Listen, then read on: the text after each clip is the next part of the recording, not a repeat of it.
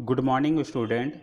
हम लोग पढ़ेंगे एनसीईआरटी क्लास 9th की जोग्राफ़ी। और जोग्राफ़ी में हम लोग देखेंगे चैप्टर 3। चैप्टर 3 का नाम है अपवाह तंत्र। इस चैप्टर के हम लोग आज कुछ इम्पॉर्टेंट क्वेश्चन को पढ़ेंगे जो बहुत बार एग्ज़ाम में पूछा जाता है। जैसे क्वेश्चन है कि हिमालय की नदियों में प्रत्येक वर्ष बाढ़ क्यों आती है। ठीक है, जो हिमालय की नदियां होती है जैसे सिंधु नदी हुआ, गंगा नदी तंत्र हुआ और ब्रह्मपुत्र नदी तंत्र हुआ, ये सभी कौन सी नदियां हैं? हिमालय की नदियां हैं। इन सभी नदियों में जो है साल में वर्ष में बाढ़ क्यों आती है, वर्षा में बाढ़ क्यों आ जाती है, ये क्वेश्चन पूछा गया है। ठीक है, तो पहले तो मैं ये आपको बताना चाहूँगा, जो हिमालय की नदियाँ होती हैं उसका निर्माण हिम के पिघलने से होता है। जो हिमालय की नदियाँ होती है, हिमालय में पर्वत की ऊंचाई अधिक होने के कारण उसमें बर्फ़ जमने लगते हैं और इन बर्फ़ के पिघलने से ही हिमालय की नदियों का निर्माण होता है।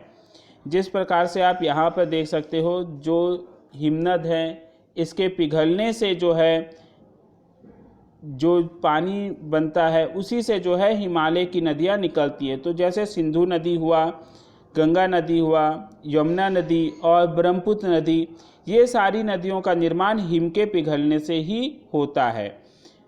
तो गर्मी के समय एक तो अत्यधिक गर्मी होने के कारण जो हिम है वो हिम जो है पिघलता है, जिससे पानी की मात्रा नदियों में अधिक हो जाती है।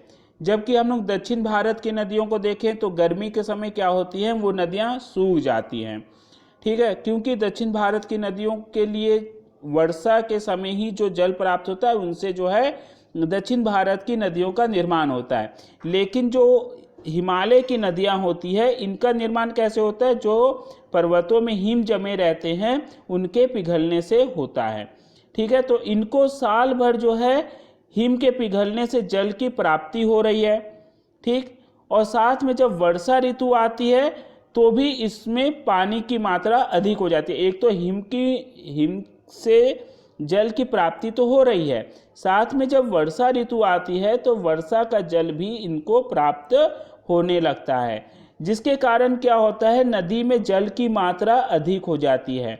नदी में जल की मात्रा अधिक हो जाने के कारण नदी अपने तटों को पार करके मैदानी भागों में प्रवेश करना प्रारंभ कर देता है। इससे मैदानी क्षेत्रों में बाढ़ की स्थिति उत्पन्न हो जाती है। ठीक है, तो यही कारण है कि हिमालय की नदियों में प्रत्येक वर्ष बाढ़ क्यों आता है, क्योंकि इनको एक तो जल हिम के पिघलने से प्राप्त हो रहा है और दूसरा वर्षा ऋतु में वर्षा का जल प्राप्त होने से नदियों में जल की मात्रा अधिक हो जाती है और ये नदियां जो है अपने तटों को पार करके मैदानी भागों में भी बहना शुरू कर देता है। तो मैदानी भागों में बाढ़ की स्थिति आ जाती है। ठीक है, आपको इतनी बातें समझ में आया होगा। वही चीज़ यहाँ पर मैंने लिखा भी है, हिमालय की नदियों में उच्चतर पर्वत शिखर से बर्फ पिघलने तथा वर्षा से पानी मिलता रहता है। मानसून काल में भारी वर्षा के कारण इन नदियों में प्रत्येक वर्ष बाढ़ आती है। ठीक है, तो ये था हिमालय की नदियों में प्रत्येक वर्ष बाढ़ क्यों आता है। अगला हम लोग देखेंगे इससे लाभ क्या होता है। ठीक है, इससे किस प्रकार के लाभ होते हैं इसको हम लोग देखेंगे। पहली बात यह है कि जब नदी बह रही है, नदी का पानी, तो नदी अपने साथ पर्वतीय भागों से बहुत से अवसादों को बहाकर लाती है और जब वर्षा ऋतु के समय इसमें और अत्यधिक जल की मात्रा हो जाती है तो ये जल जो है तटवर्ती क्षेत्रों को पार करके मैदानी भागों में भी बहना शुरू कर देता है, जिसके कारण क्या होता है, जो नदी अपने साथ मिट्टी को बहाकर लाई होती है, अवसादों को बहाकर लाई होती है, वो जो है मैदानी भागों तक पहुंच जाती है। जब वर्षा समाप्त हो जाते हैं तो जो पानी मैदानी भागों में जमा हो जाता है वो तो भाप बन के ऊपर उड़ जाता है या उस पानी को जमीन सोख लेती है। लेकिन नदी द्वारा जो मिट्टी अवसाद बहाकर लाई गई है वो क्या होती है, वो पूरे क्षेत्र में एक चादर के समान बिछ जाती है। ये कहलाती है जलोढ़ मिट्टी। यह मिट्टी बहुत उपजाऊ होती है।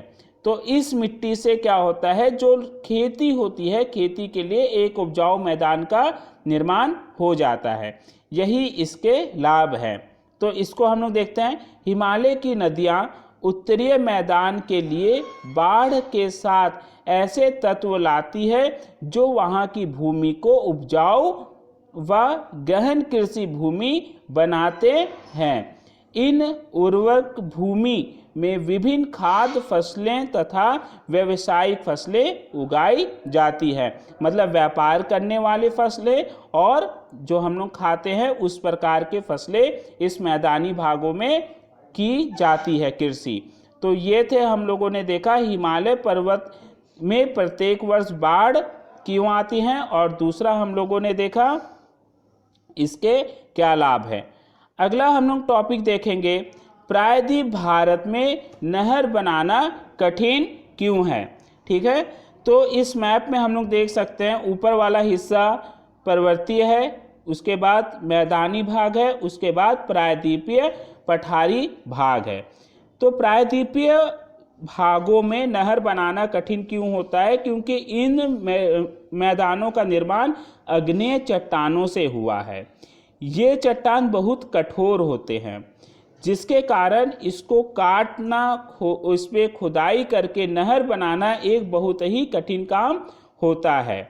जबकि मैदानी भागों की मिट्टी क्या होती है, मुलायम होती है, जिसके कारण क्या है, मैदानी भागों की मिट्टी को आसानी से काटा जा सकता है, उसे खोदा जा सकता है, जिसके कारण क्या होती है कि मैदानी भागों में नहर बनाना एक आसान काम है।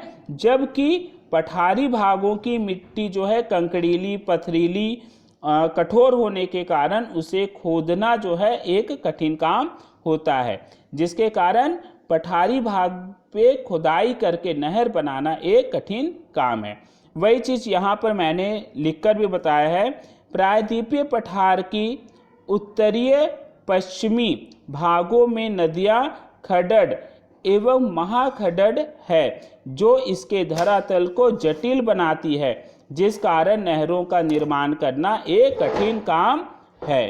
ठीक है, इसके बाद हम लोग अगला देखते हैं, नहरों के लिए सदा नीरा नदियों की आवश्यकता होती है। नहर के लिए हम लोग को ऐसी नदियाँ चाहिए होती है जो सदावाहिनी हो, जैसे गंगा, यमुना, सिंधु, ब्रह्मपुत्र नदियाँ। ये नदियाँ कैसी है, सदावाहिनी नदियाँ हैं। ये नदियाँ साल भर बहती रहती है।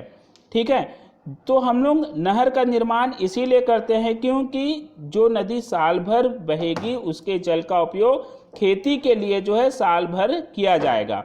लेकिन दक्षिण भारत की जो नदियाँ होती हैं वो नदियाँ का निर्माण सिर्फ वर्षा ऋतु के समय ही होता है।